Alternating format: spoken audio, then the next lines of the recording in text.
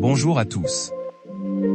Bienvenue sur cette chaîne. Si vous êtes nouveau, n'hésitez pas à vous abonner, c'est parti.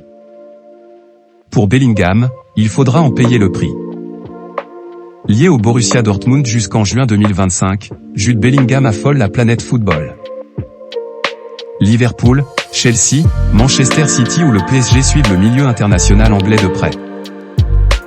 Ce lundi, AS révèle que le club de la Ruhr a fixé le prix pour sa pépite de 19 ans, 100 millions d'euros plus 40 millions de bonus. Notre avis, Dortmund a raison de jouer les négociations puisque le club risque de perdre un diamant brut. Vers une prolongation de Marquinhos?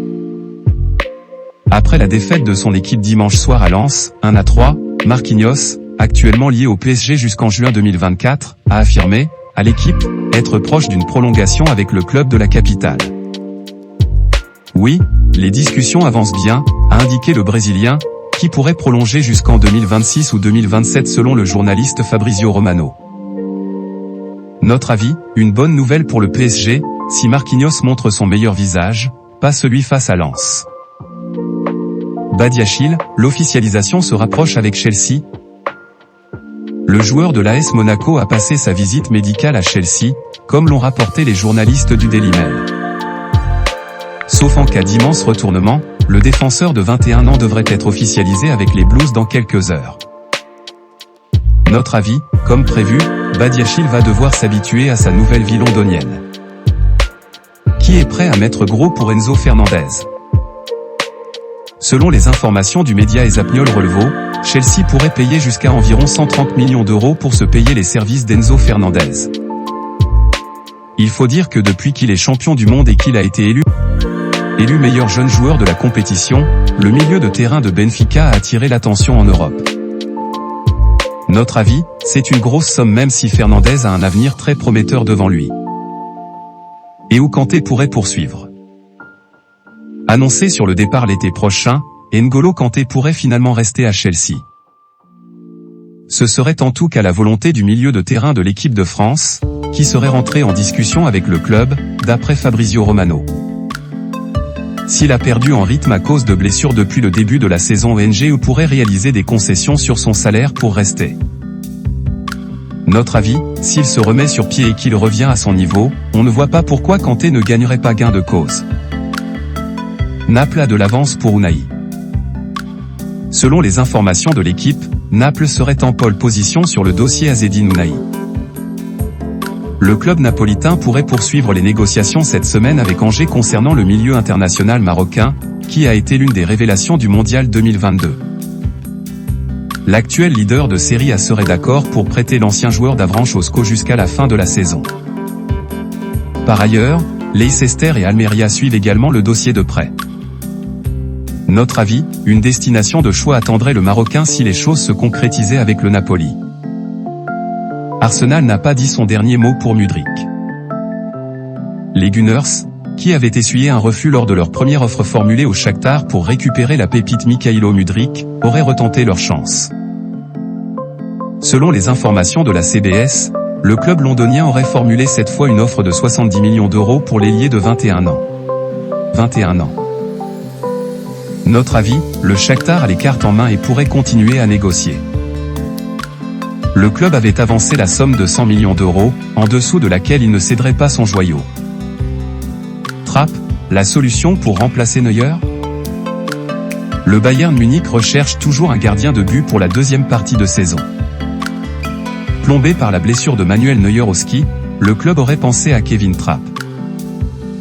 L'ancien portier du PSG, actuellement à l'Eintracht Francfort, aurait même été approché par la direction bavaroise pour se renseigner rapidement, rapporte Bild. Notre avis, le Bayern est en position de faiblesse dans le dossier, Francfort pourrait vendre à prix d'or. Bernardo Silva pense à un avenir ailleurs. Bernardo Silva n'est pas marié à Manchester City. Le milieu offensif de 28 ans a accordé un entretien au journal portugais Record dans lequel il évoque son avenir. Je ne vous cache pas que mon objectif ces dernières années, si quelque chose de bien se passe ailleurs, sera probablement de partir vers un nouveau projet, a-t-il lâché. Le Portugais a également évoqué son envie de retourner un jour dans son premier club, Benfica. Notre avis, une déclaration qui n'est probablement pas synonyme d'un départ urgent. Manchester City compte sur lui. Dolberg prêté cette fois à Hoffenheim. Le Danois de 25 ans, prêté par l'OGC Nice du côté du FC Séville depuis cet été, va découvrir un nouveau championnat, la Bundesliga. Le GYM et le TSG Hoffenheim ont annoncé que l'avant-centre rejoignait le club allemand pour la deuxième partie de saison.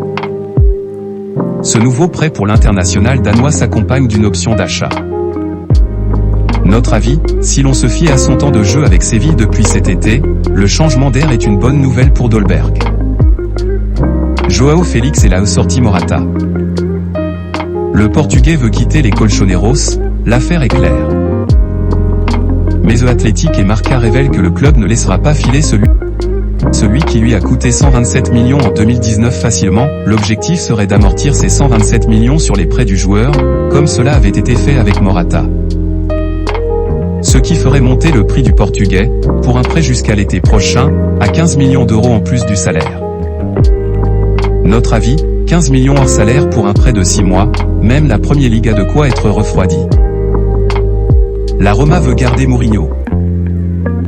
Thiago Pinto, le directeur sportif du club de la capitale italienne, a été clair, dans les colonnes de la Gazzetta dello Sport au sujet des rumeurs envoyant le Special One sur le banc du Portugal. Ce n'est pas la première fois que la sélection portugaise approche José Mourinho. Bien sûr qu'il va poursuivre l'aventure avec la Roma, a-t-il indiqué. Notre avis, perdre le Humo cet hiver, sans avoir anticipé, ne serait vraiment pas une bonne nouvelle pour la Roma. Autant que Dybala. Recru phare l'été dernier à l'AS Roma, le tout récent champion du monde argentin possède une clause libératoire peu élevée, 12 millions pour les clubs étrangers, 20 pour les clubs italiens, révélait ce matin le Corriere dello Sport. Désireuse de verrouiller un joueur qu'elle a très vite adopté, la Roma pourrait bien revoir le salaire à la hausse de l'Argentin pour éviter une mauvaise surprise en forme de départ cet hiver. Notre avis, 12 millions contre le départ de Dybala, la Roma serait sans doute perdante. De là à casser la tirelire pour lui offrir un salaire en or. Depay au Barça? Oui, pour Xavi. Le Catalan a été clair ce mardi, en conférence de presse, au sujet des transferts et notamment du Néerlandais, annoncé comme transférable depuis plusieurs semaines. Je ne veux voir personne partir, il semble que le mercato sera calme ici et j'en suis content.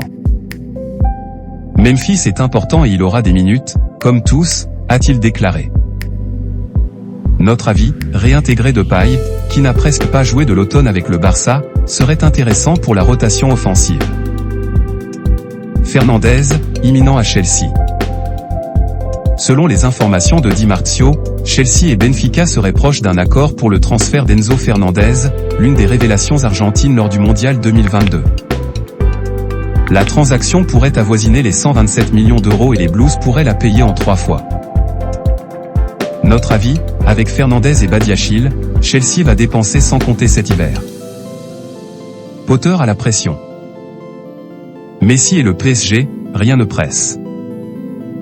Selon Fabrizio Romano, le clan Messi et le PSG se rencontreront au cours de la semaine, pour discuter de la prolongation de l'Argentin.